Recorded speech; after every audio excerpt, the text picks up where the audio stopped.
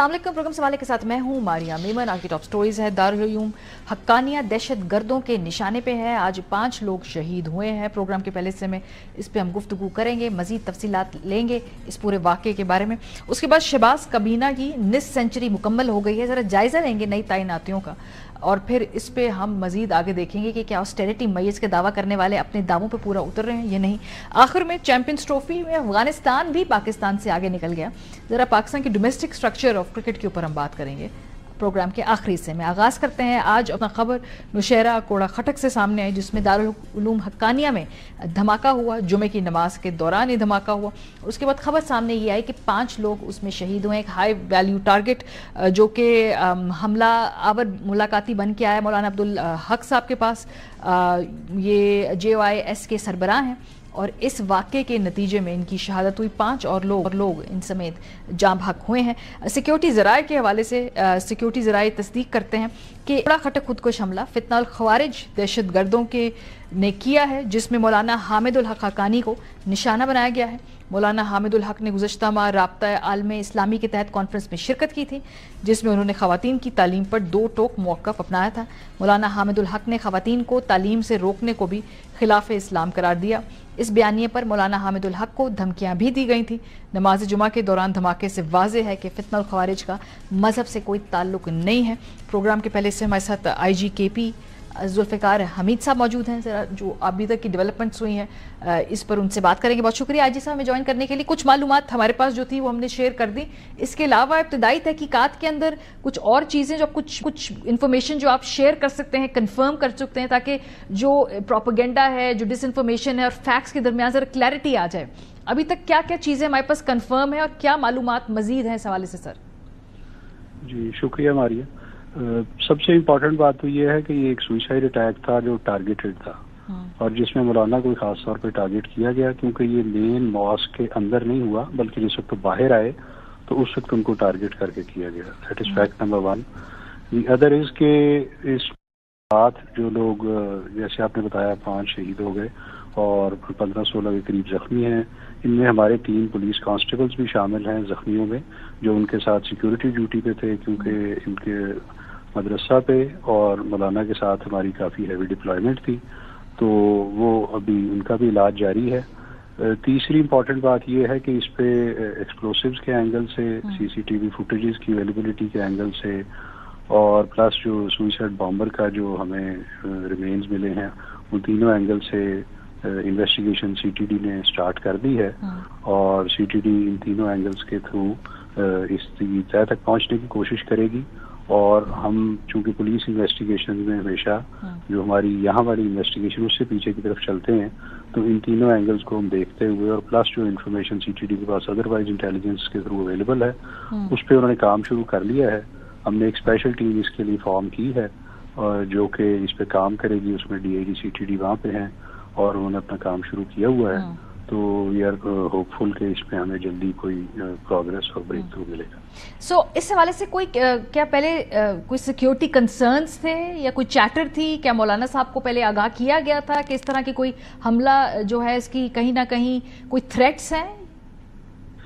कोई इस वक्त कोई ऐसी इमीडिएट स्पेसिफिक थ्रेट नहीं थी, लेकिन कोई 1 साल से पहले कुछ इस तरह की थ्रेट अलर्ट थी। वो मौलाना के मुतालिक स्पेसिफिकली नहीं थी, लेकिन मदरसा के मुतालिक थी। इसलिए फिर हमने वहाँ पे उस वक्त से इस पर डिप्लॉय हैवी रखी हुई थी। 17 लोग हमारे मदरसे की सिक्योरिटी पे थे और 6 हमने उनके साथ डिप्लॉय किए हुए थे।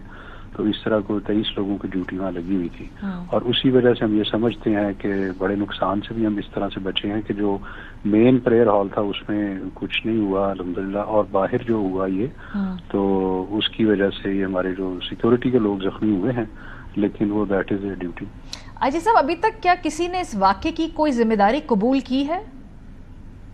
जी अभी तक फॉर्मली किसी ने कोई जिम्मेदारी कबूल नहीं की और हम हर एंगल से इस पे काम कर रहे हैं। 2-3 एंगल्स इसके अंदर हैं जिन पे हम उन सब पे अपना हम देख रहे हैं और जो स्पेशल टीम बनी है वो उनको सबको एनालाइज कर रही है। और चूंकि बड़े एक हाई वैल्यू टारगेट के अलावा एक सेंसिटिव लोकेशन भी है, तो इसके बाद आप देख रहे हैं कि कोई इसके इफेक्ट्स होंगे, उसमें कोई असेसमेंट है आप लोगों की? जी, पॉसिबिलिटी रूल आउट नहीं की जा सकती ऐसे केसेस में, लेकिन अभी तक जो हमारी उनके साथ बड़ी कांस्टेंट एंगेजमेंट है, हमारे ऑफिसर उनके साथ हैं, तो हमें कोई ऐसा एडवर्स रिएक्शन की कोई ऐसी तवक्को नहीं है। सिर्फ यही है कि टेररिज्म की जो एक ज़ाहिर एप्रीहेंशन होती है, उस सिलसिले में हमने पूरे केपी में भी और सारी एस्टेब्लिशमेंट्स पे उन सब पे अपनी एनहांस की है, सिक्योरिटी थ्रेट लेवल को बढ़ाया है और ड्यूटीज एक्स्ट्रा लगाई हैं। कल भी हम इसी तरह रखेंगे, सर्च स्वीप भी हम एरिया की करवा रहे हैं साथ साथ, और उसमें जो हमें जो थ्रेट्स आते रहते हैं हम उनको साथ साथ फिर डिफ्यूज भी करते रहते हैं। बहुत शुक्रिया ज़ुल्फ़िकार हमीद, आईजी खैबर पख्तूनख्वा हमारे साथ। तो उन्होंने कहा कोई स्पेसिफिक थ्रेट्स मौलाना साहब की शख्सियत को नहीं थी, इस मदरसे के हवाले से इत्तलात थी, इसलिए सिक्योरिटी बढ़ा दी थी। फिलहाल इसके आफ्टर इफेक्ट या कोई और सिग्निफिकेंट इसका रद्द-ए-अमल वो एक्सपेक्ट नहीं कर रहे हैं, लेकिन बहरहाल सिक्योरिटी हाई अलर्ट है। ब्रेक पे हम जाएंगे, जब हम वापस आएंगे तो फिर हम बात करेंगे शहबाज काबीना की निस्फ सेंचुरी हो गई, जरा उनकी काबीना का जायजा लेंगे कि उनमें से कितने लोग जो हैं उन लोगों को भी नवाजा गया जिन्होंने वोट ऑफ नो कॉन्फिडेंस समेत 26वीं तरमीम में वोट भी दिया है। पीएमएलएन के अपने लोग भी कुछ खफा से हैं इस काबीना के अंदर, कुछ नई इंडक्शन से। ब्रेक के बाद पे बात करेंगे, हमारे साथ रहिए।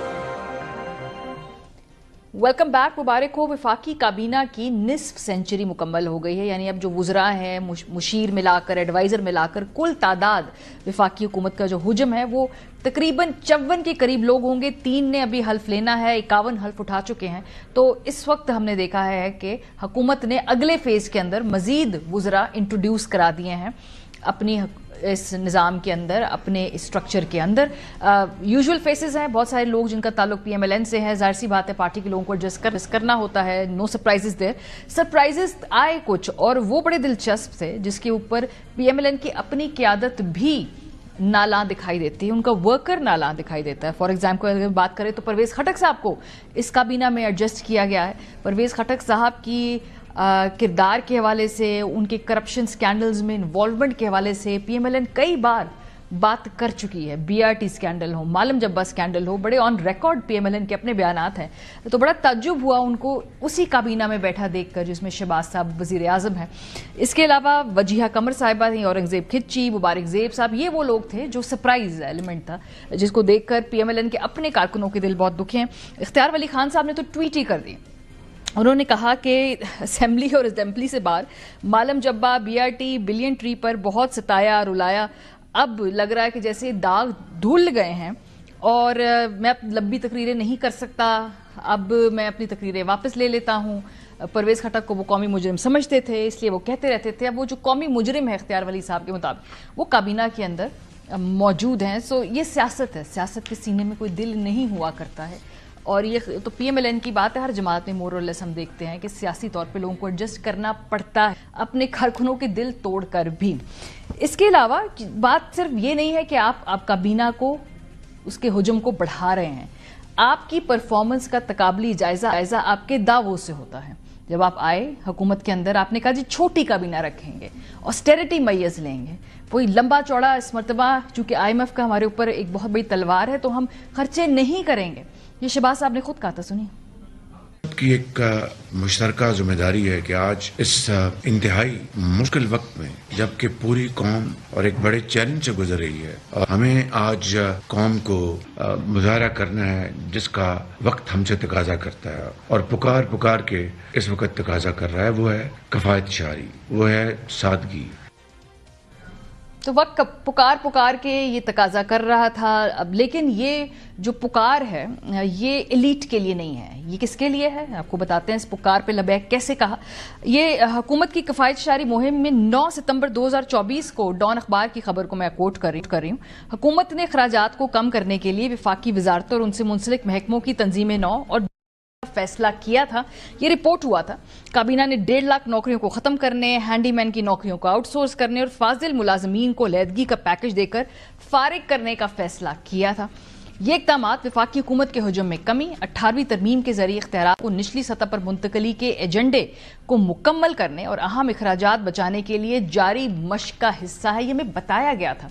सो जो काबीना की तौसी हुई है, जो 50 में नंबर जो स्कोर किया है, ये इन दावों के साथ कहीं तालमेल तो नहीं खाता। लेट्स सी कि कैसे जो है इस पे IMF रिस्पॉन्ड करता है। क्योंकि बहुत सारी ऐसी वजारतें भी इस पर हम देख रहे हैं जिनकी ज़रूरत नहीं है। बहुत सारी वजारतों के अंदर मिनिस्टर मौजूद हैं, तो मिनिस्टर ऑफ स्टेट की ज़रूरत नहीं है। ज़ाहिर सी बात है, एडजस्ट किया गया है लोगों को, ज़बरदस्ती एडजस्ट किया गया है कुछ वजारतों के अंदर, तो हमें लगता है। बहरहाल आगे बढ़ते हैं। इस हफ्ते एक और जो दिलचस्प बात हुई वो पिलडैट की एक रिपोर्ट सामने आई। चूंकि इस साल मुकम्मल हो चुका था पार्लियामेंट का, तो इस स्कोर कार्ड आया है, जरा इसका भी जायजा लेते हैं। जो 16वीं कौमी असेंबली की सालाना जायज रिपोर्ट में इंकशाफ हुआ है कि एक साल में बहस कम मगर कानून साजी तेज तरीन हुई है। लेकिन कानून साजी में तेज रफ्तारी के बायस तरामीम की जांच पड़ताल में कमी रही है। पिलडैट रिपोर्ट में कहा गया कि कानून साजी में 370% इजाफा देखा गया और मुतअद्दिद कवानीन बगैर बहस के ही मंजूर कर लिए गए, जबकि हाजिरी में कमी रही जो 73% से कम होकर 66% रही। 16वीं कौमी असेंबली के 93 इजलास मुनक्किद हुए और मौजूदा असेंबली ने 2012 घंटे काम किया, जबकि मौजूदा असेंबली की कारकर्दगी 15वीं कौमी असेंबली के पिछले साल के मुकाबले में वाज़े हद तक कम है। पिलडैट रिपोर्ट के मुताबिक फी मेंबर कौमी असेंबली पर 3 साल में 37 मिलियन रुपए का खर्चा आया। पिलडैट इस बात की तगदो कर रहा है कि मेंबरान असेंबली की हाजिरी रिकॉर्ड करने के निज़ाम को बेहतर बनाने की जरूरत है, क्योंकि निज़ाम 5 मिनट तक इजलास में शरीक होने वाले मेंबर और 5 घंटे तक मौजूद दूसरे मेंबर में कोई फर्क नहीं करता है। 16वीं कौमी असेंबली ने भी पहले साल कायमा कमेटियों की तश्कील से मुतालिक अपने उसूल को नजरअंदाज किया और उसकी खिलाफ वर्जी की। 16वीं कौमी असेंबली ने एजेंडा आइटम्स की मनसूबा साजी और निपटने के मामले में भी निस्बतन कमजोर कारकर्दगी दिखाई है। पहले साल के दौरान तयशुदा एजेंडा आइटम्स का 49% बाकी रह गया है, जिससे पता चलता है कि मुकर्रर करदा कार्रवाई का अहम हिस्सा कौमी असेंबली में नामुकम्मल है। जरा मुवाजना लेते हैं कि वहां पर जो मुख्तलिफ लीडरशिप है उसकी कैसी कारकर्दगी रही। वज़ीर आज़म शहबाज शरीफ साहब टोटल इजलास 93 हुए, उसमें से वो सिर्फ 17 में शरीक हुए हैं। इस हवाले से गिलानी साहब was the only prime minister जिनका बड़ा स्टेलर रिकॉर्ड रहा है पार्लियामेंट के आने का, तो पीपल्स पार्टी को एटलीस्ट इस बात का जरूर क्रेडिट जाता है। उमर अयूब खान साहब 93 में से 62 दफा उन्होंने इस इजलास में शिरकत की, तो अपेरेंटली उनका रिकॉर्ड मार्जिनली बेहतर है वजीर आजम पाकिस्तान से। उमर अयूब खान ने 16वीं कौमी असेंबली के पहले साल के दौरान 13 घंटे और 28 मिनट के रिकॉर्ड शुदा टॉक टाइम के साथ सबसे ज्यादा बोलने वाले कौमी मेंबर असेंबली होने का एजाज भी हासिल किया है। तो बड़ी तगड़ी ऑपोजिशन की है जी उमर अयूब खान साहब ने। वुज़रा की कारकर्दगी देखें तो जो भी कानून साजी हुई है उसकी सेहत के ऊपर, उसकी इंटेंट के ऊपर, उसके इस्तेमाल के ऊपर तो हम बहसें बहुत मरतबा कर चुके हैं, लेकिन फैक्चुअली कहाँ है जी। आजम नज़ीर तारड़ साहब जो हैं सबसे एक्टिव रहे हैं, हमें नजर आया। ख्वाजा आसिफ साहब सेकंड नंबर पे बहुत एक्टिव थे। अता तारड़ साहब उन्होंने 63 इजलासों में शिरकत की, तकरीबन वो 4 घंटे बोले, तो ये तो हमें लगता है कि जो हॉक्स हैं पार्टी के वो दे टुक ओवर। दिलचस्प फैक्ट्स थे पिलडैट की रिपोर्ट से जो हमारे सामने थे। अमर बिलाल महबूब साहब हमारे साथ चूंकि मौजूद हैं, सरबराह है पिलडैट के, बहुत शुक्रिया सर। एक तो आपने ये सारी गुफ्तगू सुनी भी, मैंने कुछ इसमें से फैक्ट्स पेश भी किए। थोड़ी सी जरा क्लैरिटी के लिए विफाकी काबीना के साइज से आगाज करते हैं। जैसे मैं देख रही थी कि इंटीरियर मिनिस्ट्री में हमारे पास अब मिनिस्टर भी हैं, मिनिस्टर ऑफ स्टेट भी हैं। टेक्निकली इन दोनों का किरदार क्या होता है किसी वजारत के अंदर? मिनिस्टर ऑफ स्टेट और मिनिस्टर दोनों होना, क्या ये रिडंडेंसी है? ये इसको खत्म भी किया जा सकता है ताकि ज्यादा एफिशिएंट काम भी हो? बहुत सारी ऐसी मिनिस्ट्रीज में फिर एडजस्ट करते हैं लोगों को, तो टेक्निकली क्या जरूरत होती है दोनों की, मिनिस्टर और मिनिस्टर ऑफ स्टेट्स की भी? बहुत शुक्रिया। देखिए, कुछ वजारतें ऐसी होती हैं जिनमें वजीर को पार्लियामेंट से बाहर बहुत सारे काम निपटाने होते हैं, जैसे वजीर खारजा है या जैसे वजीर खजाना है या वजीर दाखिला भी उनको कह लीजिए। तो उनके लिए पार्लियामेंट के अंदर सवालों के जवाब देने के लिए या मौजूद रहने के लिए एक मिनिस्टर ऑफ स्टेट शायद उसकी ज़रूरत होगी। लेकिन बाकी वजारतों के अंदर मिनिस्टर ऑफ स्टेट की कोई ज़्यादा ज़रूरत नहीं होती। वो एक रिडंडेंट होता है, वो अमूमन एक सियासी ज़रूरत को पूरा करने के लिए उनको अपॉइंट किया जाता है। दरहकीकत ऐसे दौर में जब आपको पैसे बचाने हों तो उनकी कोई ज़रूरत नहीं होती। और कुछ ऐसी वजारतें हैं जो हम देख रहे हैं, जैसे फॉर एग्जाम्पल वजारत सेहत है, तारिक फजल चौधरी साहब को दी गई है। ये तो सब कुछ डिवॉल्व हो गया है, ये तो सब सूबों में चली गई हैं। तो वो आपके नजदीक ऐसी कौन सी इजाफी वजारतें हैं विफाक के अंदर जिनको अगर खत्म भी कर दे तो मूरे ममलिकत पे कोई फर्क नहीं पड़ेगा? देखिए, ये जो सेहत है, ये तालीम है, इसको हम ट्रेनिंग के नाम पे वजारत तालीम भी बना देते हैं। पहले एक कोशिश की थी कि उसको सबको एक इस्लामाबाद कैपिटल टेरिटरी की मैनेजमेंट की एक वजारत बना दें, ताकि तमाम वजारतें सेहत, तालीम, स्पोर्ट्स जो कि फेडरल टेरिटरी के लिए हैं वो उसके अंदर समा जाएं। लेकिन बाद में फिर क्योंकि लोगों को एडजस्ट करना होता है तो इसलिए खामखा की वजारतें क्रिएट की जाती हैं। मेरे ख्याल में ये जो पहली कैबिनेट बनी थी, मैं बहुत खुश हो रहा, इसको सेलिब्रेट कर रहा था। शहबाज शरीफ साहब ने जो 20 रुकनी एक कैबिनेट बनाई थी जो पहले साल काम करती रही, तो कोई कमी का एहसास नहीं हुआ कि कोई मिनिस्टर्स कम है। तो मेरे ख्याल में वही साइज मुनासिब था, उसमें इजाफे की कोई चंदा जरूरत नहीं थी। अगर जरूरत होती तो 1 या 2 लोग बढ़ा दिए जाते, लेकिन मेरे ख्याल में इतनी ज्यादा तादाद में इसको जो डबल किया गया है ये तो बिल्कुल ही गैर मुनासिब है। थोड़ा सा आगे बढ़ते हैं, मैं आपकी रिपोर्ट भी मैंने भी पेश की लोगों के लिए। एक तो सबसे बड़ी बात यह है कि इस पार्लियामेंट के अगर 1 साल का हम जायजा लें तो जो कानून साजी हुई है, एक तो उसकी सेहत भी के ऊपर भी सवालात थे, फिर जिस तरीके से वो कानून साजी हुई है जिस पे बहस नहीं हुई, डिबेट नहीं हुई। जरा बताइएगा कि जो मौजूदा असेंबली है इसकी अपने से पहले असेंबलियों के मुकाबले में कारकर्दगी की आप कैसे समझते हैं?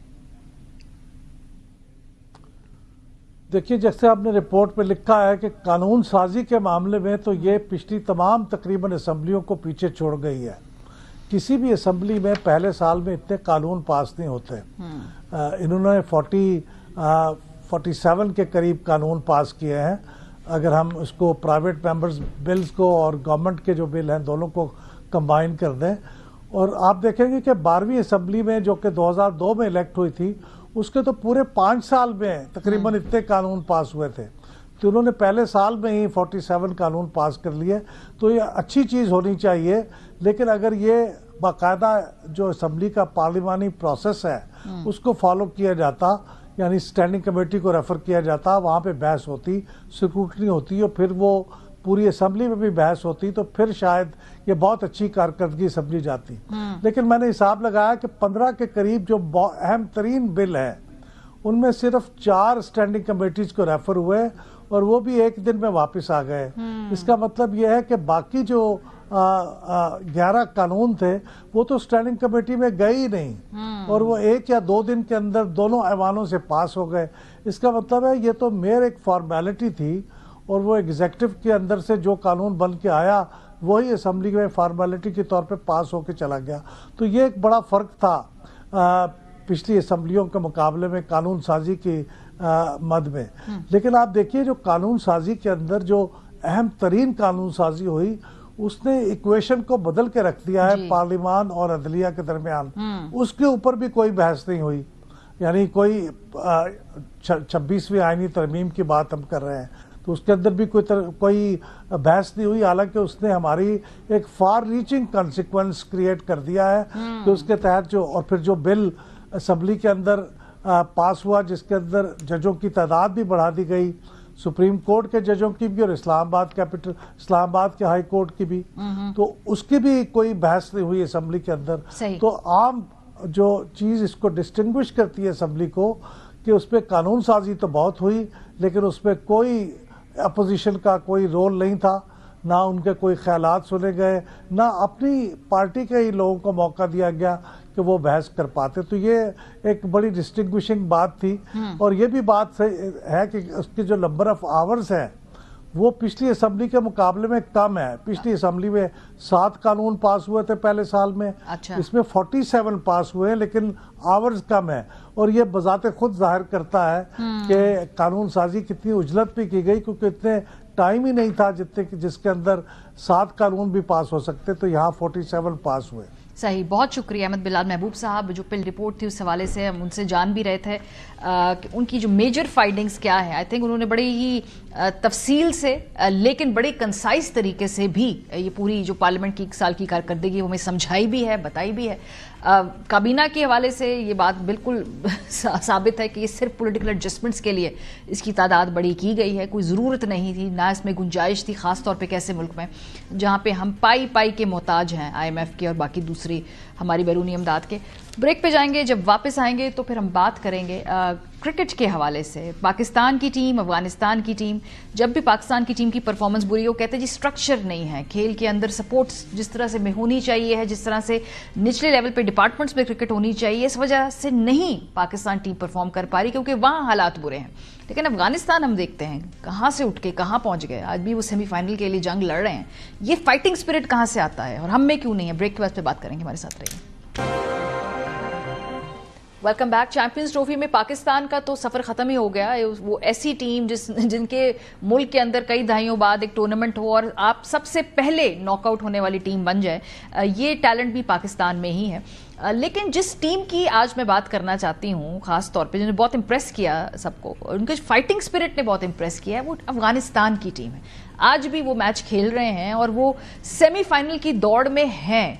और जिस तरह से वो ऑस्ट्रेलिया के साथ खेले, एक जबरदस्त स्कोर पोस्ट किया, पता नहीं वो पूरा पड़ेगा या नहीं पड़ेगा, लेकिन जो उनकी फाइटिंग स्पिरिट नजर आती है, जीतने का जज्बा नजर आता है, वो अफगानिस्तान में कहां से आया? खास तौर पे एक ऐसा मुल्क जहां पॉलिटिकल इंस्टेबिलिटी है, एक ऐसा मुल्क जहां पर निचले लेवल पे हम देखें तो शायद डिपार्टमेंटल क्रिकेट का स्ट्रक्चर हो या ना हो, ये पूछेंगे अपने एक्सपर्ट से। इसके अलावा डोमेस्टिक क्रिकेट का वहां पे कितना स्ट्रक्चर है, ये भी हम नहीं जानते, ये भी हम पूछेंगे। पाकिस्तान के अंदर ये सब कुछ मौजूद है, उसके होते हुए हमारी कारकर्दगी देख लें, हमारा जज्बा देख लें, और अफगानिस्तान की टीम जहां तक पहुंची है, बहुत ही एक काबिल तारीफ स्पिरिट है जिसने सबको बहुत इंप्रेस किया। जरा कुछ स्टैट्स देख लेते हैं दोनों टीमों के हवाले से। पॉइंट्स टेबल पर पाकिस्तान, हम सबको मालूम है कि अब टीम जा तो नहीं रही, लेकिन बिल्कुल बॉटम पे है। और रन रेट देखें, शर्मनाक, -1। 3 मैच में से आप 2 तो सीधा सीधा हारे, एक आपको तरस खा के पॉइंट मिल गया क्योंकि बारिश हो गई थी। दूसरी तरफ अगर हम अफगानिस्तान को देखें तो उनका रन रेट देख लीजिए, और इसके अलावा वो कहां पे खड़े हैं अपने पॉइंट ग्रुप में। ये आज का मैच डिसाइड करेगा कि वो सेमीफाइनल में जा रहे हैं या नहीं जा रहे हैं। लेकिन उनके खेलने का अंदाज, उनकी बॉलिंग, बैटिंग, उनकी फील्डिंग अगर हम देखें तो किसी भी शोबे में हमें वो लगता नहीं है कहीं किसी से वो पीछे हैं। बैटिंग का मुआवजा देख लें तो अभी जो चैंपियंस ट्रॉफी में कोई पाकिस्तानी बैटर टॉप 5 में नहीं है बाय द वे, लेकिन अफगानिस्तान के इब्राहिम जरदान टॉप स्कोरर में हैं, वो मौजूद हैं इस लिस्ट के अंदर। एक बड़ी कमाल की बात है। इसी तरीके से पाकिस्तानी बॉलर भी कोई नहीं है जो कि टॉप 5 बॉलर्स में हो।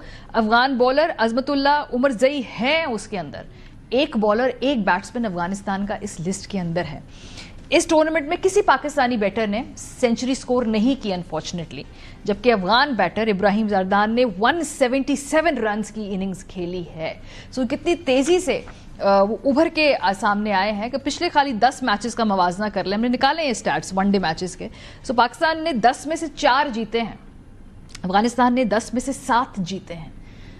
सो उनकी खेल में निखार आ रही है, बेहतरी आ रही है। ये कैसे हो रहा है? उनके पास ऐसा कौन सा तरीकेकार है? कितनी पॉलिटिकल इंस्टेबिलिटी में भी मुल्क के अंदर हमने देखा कि जिस तरीके से वहाँ पे हालात हैं, उसमें भी टीम उनकी खेलती जा रही है और उनकी स्किल्स बेहतर हो रही हैं। ये कुछ समझने की कोशिश करेंगे। कामरान अकमल साहब हमारे साथ मौजूद हैं, शायद हाशमी साहब मौजूद है। आप दोनों का बहुत शुक्रिया। कामरान, आपसे आगाज करते हैं। मैं क्योंकि कुछ तज्जिए सुन रही थी कि जी पाकिस्तान की टीम की सूरत हाल इसलिए कि निचले लेवल पर डोमेस्टिक क्रिकेट हो, डिपार्टमेंटल क्रिकेट हो, वो ग्रूमिंग नहीं हो रही है, वो ट्रेनिंग्स नहीं हो रही हैं, इसलिए कौमी टीम बन नहीं पा रही है। अफगानिस्तान के पास नीचे डोमेस्टिक स्ट्रक्चर है, उनकी टीम के अंदर सिलेक्शन कैसे होती है प्लेयर्स की? बिकॉज मुझे नहीं मालूम, बहुत सारे लोगों को नहीं मालूम हो, तो आपकी फिसादत से पता चलेगा ये टीम वो चुनते कैसे अपने जो फाइनल स्क्वाड होता है।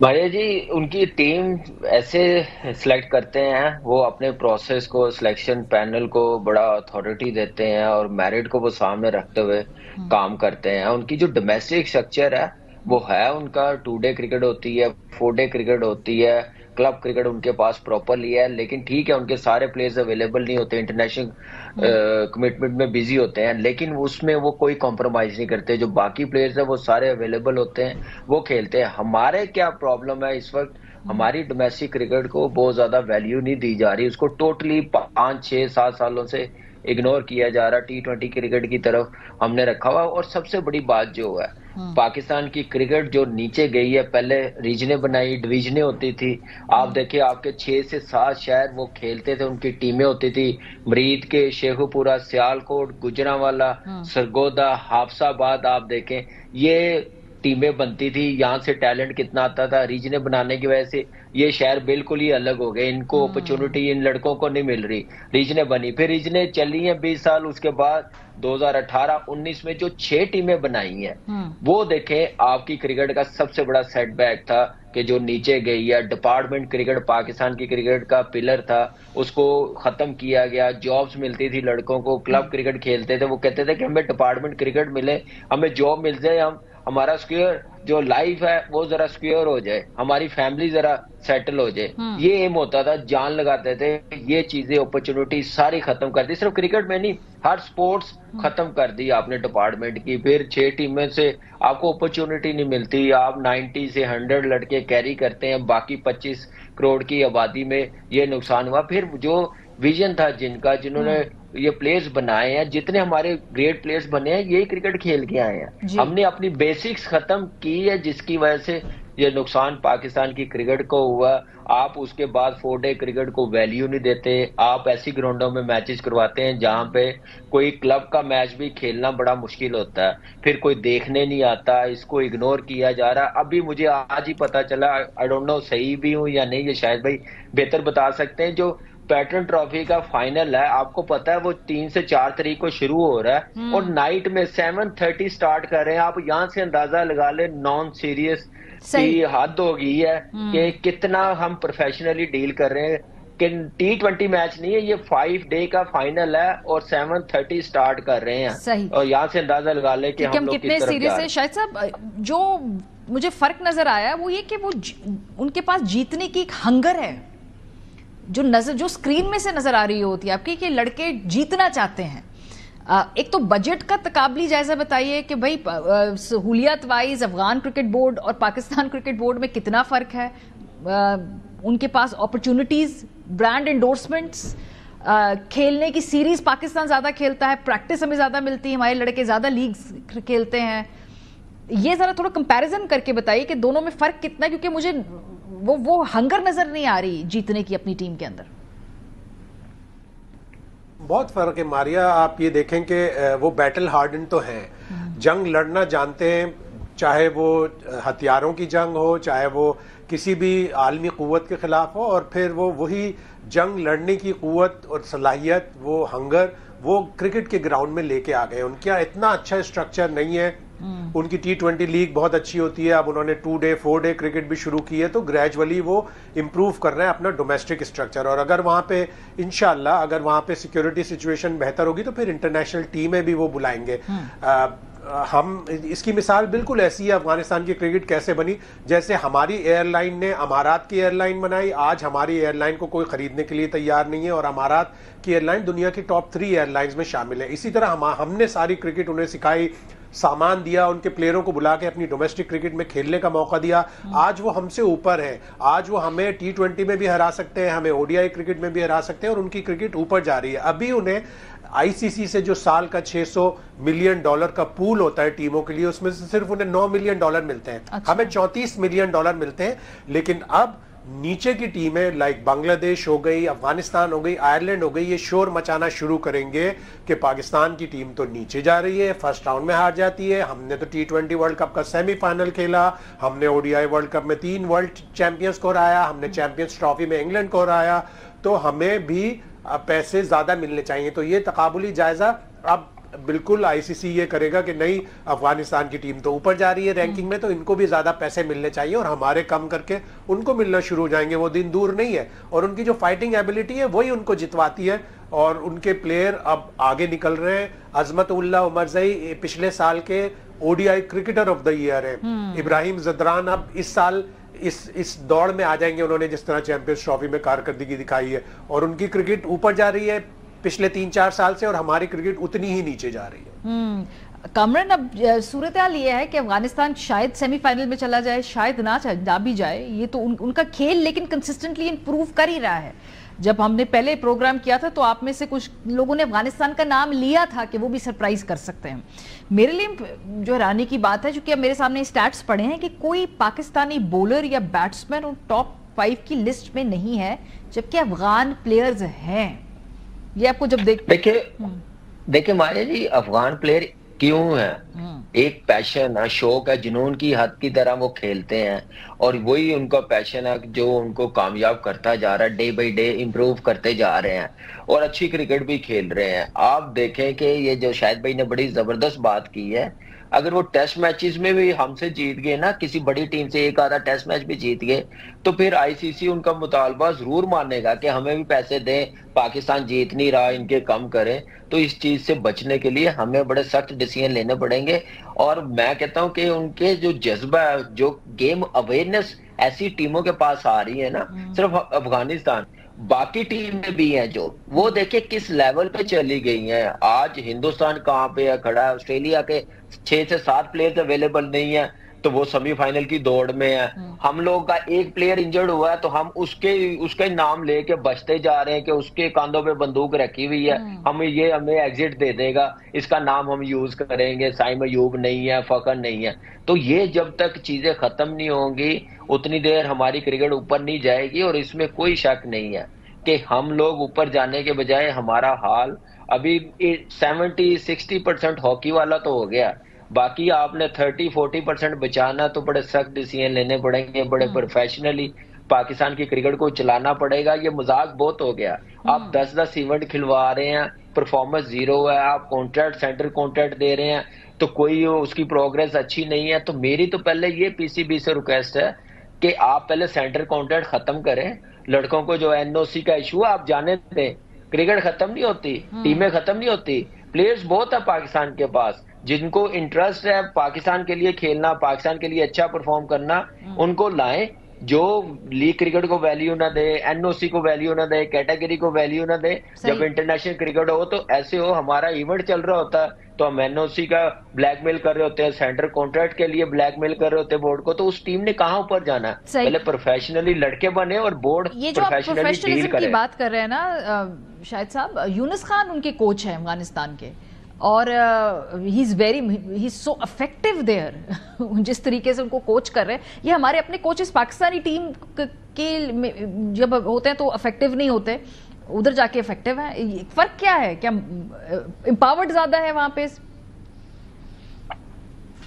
देखिए यूनुस भी अच्छे खासे अरसे पाकिस्तान क्रिकेट टीम के बैटिंग कोच रहे और उन्होंने जाहिर है बड़ी बेहतरी लेके आए वो पाकिस्तान टीम की बैटिंग में, लेकिन एक दो प्लेयर से उनकी जो खबरें सुनने में आई कि उनकी कुछ इख्तिलाफात हुए, उसके बाद फिर उन्होंने छोड़ दी वो जगह। तो अलमिया है हमारा कि हमारा एक अच्छा ग्रेट प्लेयर जिसका टेस्ट में हमारी तरफ से सबसे ज्यादा रन है, 10,000 रन हैं, वो हमारी कोचिंग छोड़ के अब अफगानिस्तान के कैंप में। और इब्राहिम जदरान ने जो 177 रन बनाए, पहले ओवर में बैटिंग शुरू की और 50th ओवर में आउट होके गए। ये 100% यूनुस खान की टिप्स होंगी उन्हें कि किस तरह आपने एंकर करनी है, इसीलिए कि यूनुस खान भी इसी तरह एंकरिंग करते थे। तो हम अपने लोगों को छोड़ के दूसरे लोगों को बाहर से बुलाते हैं, हम मेरिट पे नहीं बनाते। हमारा इस वक्त का जो बैटिंग कोच है वो थ्रो डाउन के लिए बहुत अच्छा है, शाहिद असलम। वो अच्छे कोच जरूर रहे लेकिन वो बैटिंग कोच के ओहदे के ऊपर नहीं तायुन हो सकते। उनको जब से बैटिंग कोच बनाया तो आप देख लें कि मतलब ओवरऑल बैटिंग में इतनी इंप्रूवमेंट नहीं आ सकी।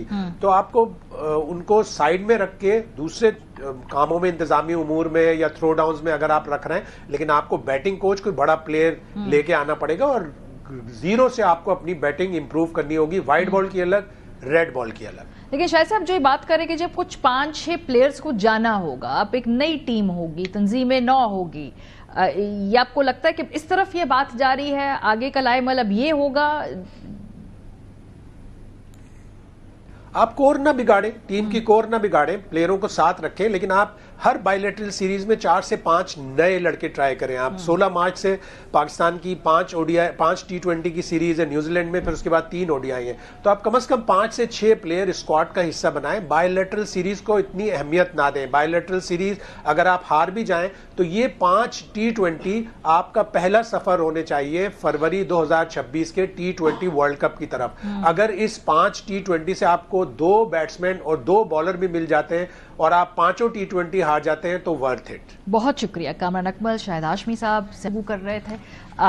पाकिस्तान के साथ थोड़ा सा हमने अफगानिस्तान का तकाबली जायजा लिया, क्योंकि अपेरेंटली जो एक जीतने की स्पिरिट हमें नजर आनी चाहिए थी अपनी टीम में, वो मुझे अपनी टीम से ज्यादा अफगान टीम में नजर आई।